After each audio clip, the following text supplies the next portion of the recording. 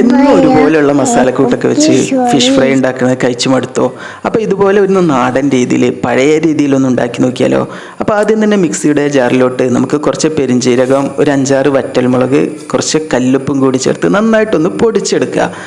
ഇതുപോലെ മീൻ ക്ലീൻ ആക്കി വെച്ചിട്ടുണ്ട് കേട്ടോ. ഞാനിവിടെ ആവോലിയാണ് ഉപയോഗിക്കുന്നത്. അതിലോട്ട് നമുക്ക് ആ പൗഡറും കൂടി ചേർത്ത് കൊടുക്കുക.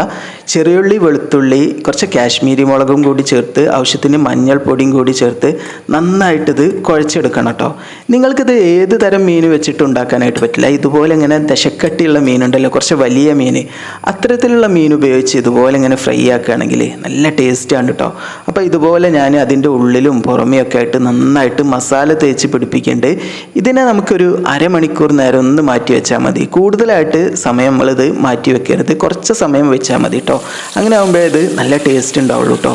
ഇനി നമുക്ക് ഇതുപോലെ ഇങ്ങനെ കാസ്റ്റ് അയൺ ചെയ്യുന്ന ചട്ടിയിലോട്ട് നല്ല വെളിച്ചെണ്ണ ഒഴിച്ച് കൊടുത്ത് ചൂടായി വരുമ്പോൾ ഈ ഫിഷ് ഓരോന്നായിട്ട് ഇട്ട് കൊടുത്ത് ഇതുപോലെ ഫ്രൈ ആക്കി എടുക്കുക. നല്ല ടേസ്റ്റാണ് കേട്ടോ ഇത് കഴിക്കാനായിട്ട്.